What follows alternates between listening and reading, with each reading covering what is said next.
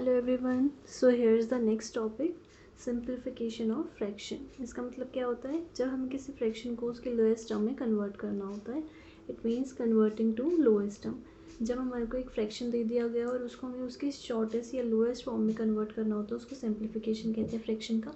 और वो कैसे करते हैं, सपोज मेरे पास एक डिजिट है, फ्रैक्शन है 2/4। अब मुझे इसको किसी ऐसी डिजिट से डिवाइड करना है जो दोनों में कॉमन आती हो।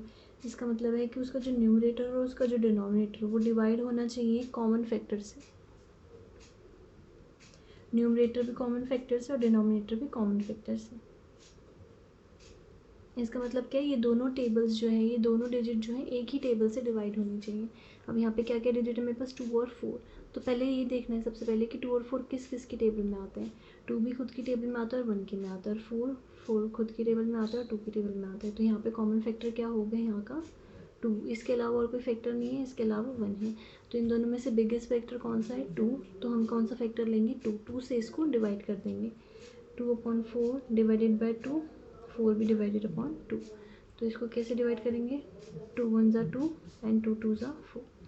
तो 1/2 जो है इसकी लोएस्ट टर्म है। 1/2 इज़ 2/4 का लोएस्ट फ्रैक्शन है। एक और एग्जांपल लेते हैं, 10/16।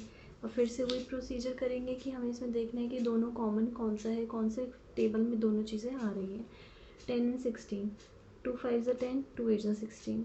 इसके अलावा 4 जो है 16 में आता है, 16 जो है 4 की टेबल में आता है लेकिन 10 नहीं आता। 3 में भी नहीं आते हैं दोनों कॉमन फैक्टर। तो इसका मतलब क्या है, इसका सिर्फ एक ही फैक्टर है, वो है 2। तो इसको 2 से डिवाइड कर देंगे, डिवाइडेड बाई 2 डिवाइडेड बाई 2। ध्यान रखने वाली बात यहाँ बस यही होती है कि दोनों जो अपर डिजिट है, न्यूमरेटर है, डिनोमिनेटर है, वो दोनों एक ही टेबल से डिवाइड होने चाहिए।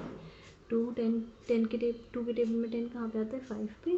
2 के टेबल में 16 कहाँ पे आता है, 8 पे। तो 5/8 जो है इस 10/16 की लोएस्ट टर्म है। नेक्स्ट 20/24।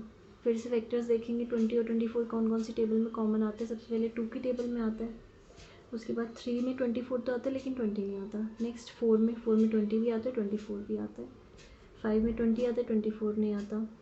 आगे 6 में 24 आता है, 20 नहीं आता।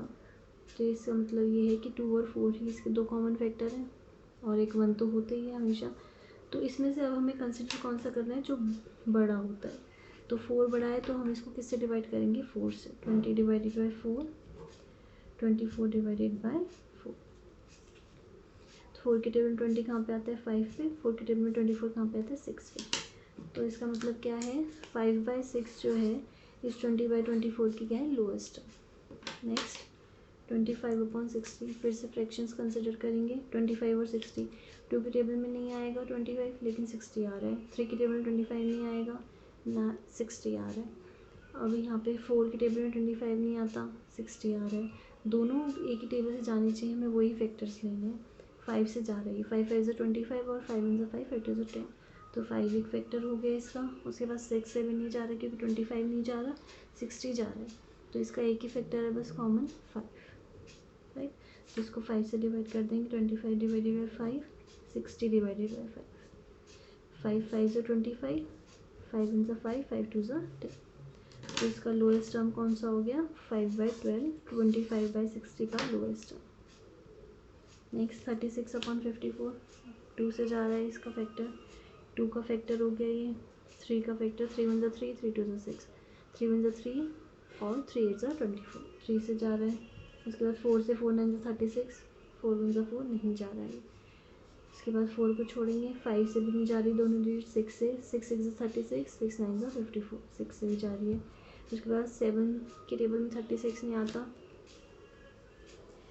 8 के टेबल में 8 4 ज़ा 36 तो आता है लेकिन 54 नहीं आता। तो इसके यही 3 कॉमन फैक्टर हैं। और 9 से देखते हैं, 9 4 ज़ा 36, 9 6 ज़ा 54। तो 9 भी इसका एक फैक्टर हो गया। अब इसमें से बड़ी डिजिट कौन सी है, तीनों में से, चारों में से 9। तो हम इस डिजिट को किससे डिवाइड करेंगे, 9 से। 36 डिवाइडेड बाई 9, 54 डिवाइडेड बाई 9। तो ये कितना हो गया, 9 के टेबल में 36 कहाँ पे आता है, 4 पे। और 9 के टेबल में 64 कहाँ आता है, 6 पे।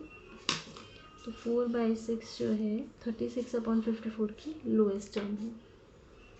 Last example, 12/114। अगेन 2 से डिवाइड हो रही हैं, 2 6 12, 2 5 10, 2 7 14, तो 2 एक फैक्टर बन गया इसका। उसके बाद 3 4 12, 3 3 9 एंड 3 8 24, तो 3 से भी जा रहा है। उसके बाद 4 3 12, और उसके बाद 4 से 114 का फैक्टर जाएगा या नहीं,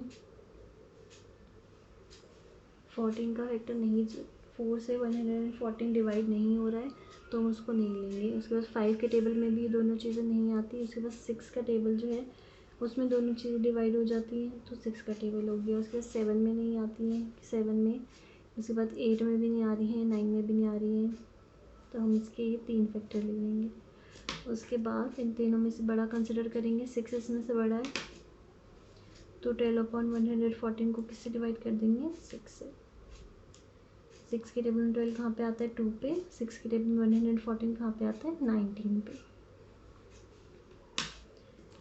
तो 2/19 जो है 12/114 की लोएस्ट टर्म है। तो ये होती है सिंप्लीफिकेशन ऑफ अ फ्रैक्शन, जब हम एक फ्रैक्शन को लोएस्ट फॉर्म में कन्वर्ट कर देते हैं। आई होप आपको ये समझ आ गया होगा। अगर आपको कोई डाउट है तो आप मुझे कमेंट करके कमेंट सेक्शन में बता सकते हैं, और चैनल को सब्सक्राइब और लाइक करना ना भूलें, और शेयर भी ज़रूर करिए। आई होप आपको मेरी वीडियो समझ आ रही हो। अगर आपको कोई क्वेरी है तो आप कमेंट सेक्शन में कमेंट करके बता सकते हैं। Thank you.